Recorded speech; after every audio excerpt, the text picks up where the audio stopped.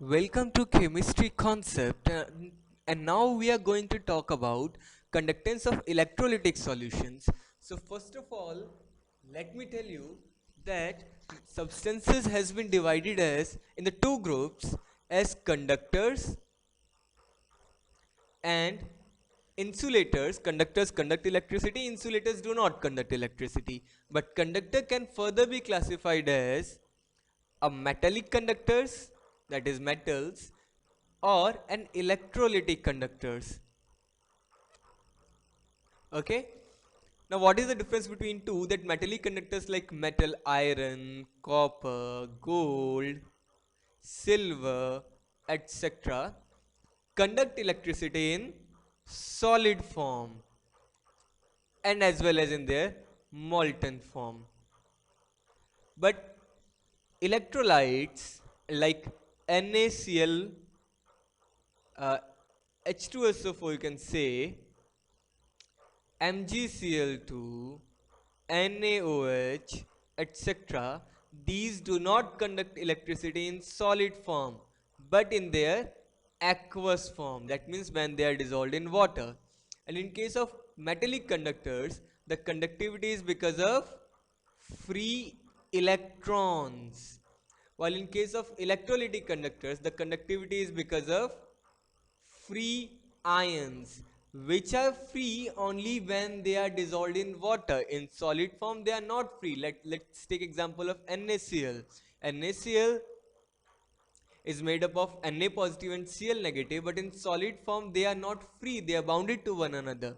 But when NaCl is dissolved in water, its ions get separated like sodium ion and chloride ion, and now these ions move independently to contribute in conductance, and that's why electrolytes conduct electricity in aqueous form and not in solid form.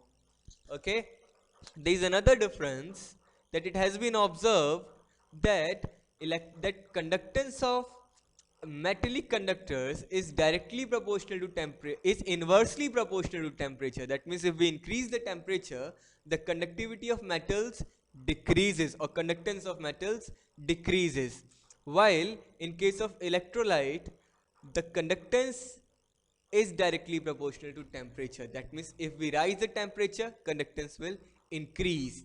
And this is because in electrolytic conductors, the conductance is because of free ions, and as the temperature increases, the kinetic energy of these ions increases. They migrate with faster speed, and thus they contribute in more effectively in the conductance, and thus the conductivity increases with rise in temperature.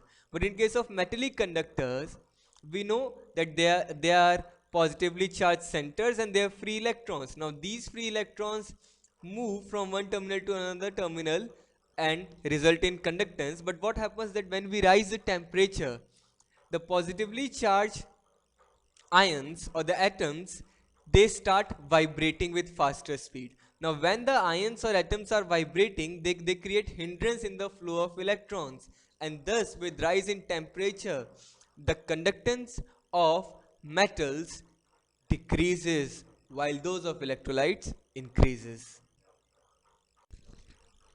Electrolytes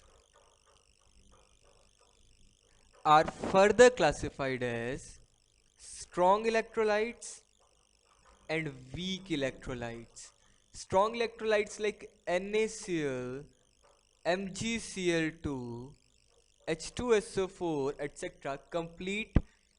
Dissociate completely into water, 100% dissociation. That means if I have 1 mole NaCl, I know that after dissolving in water I'll give 1 mole Na positive and 1 mole Cl negative. 100% dissociation, complete dissociation.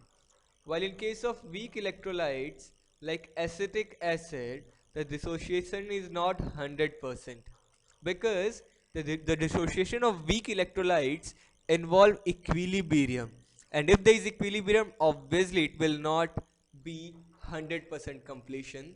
It only depends on the extent of dissociation or degree of dissociation, that what is the amount of ions I'll be getting after the dissociation. Fine. Now another thing,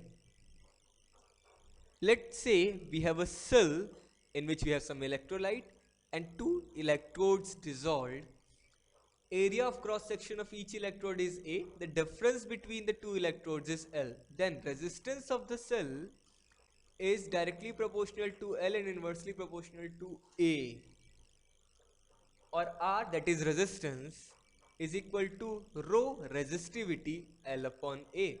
Rho is resistivity, or you can say specific resistance, when area of cross section is 1 and the L is also 1. We know, and the unit of resistance is ohm, obviously, and we know that conductance is inverse of resistance, that is unit would be per ohm, and it would be A upon rho L. Now 1 upon rho is equal to kappa, that is K is specific resistance, rho is specific resistance, kappa is, rho is specific resistance and kappa is specific conductance or conductivity. So you can write it like G, that is conductance, is equal to conductivity A upon L. Now A upon L is called cell constant. So I get a relation, and please keep that in your mind, because you'll find many questions based on this, that conductance is equal to conductivity into cell constant, or conductance is equal to cell constant divided by resistivity, or conductivity is cell constant divided by resistance. These are the different form of the same equation. You have to keep all these in your mind.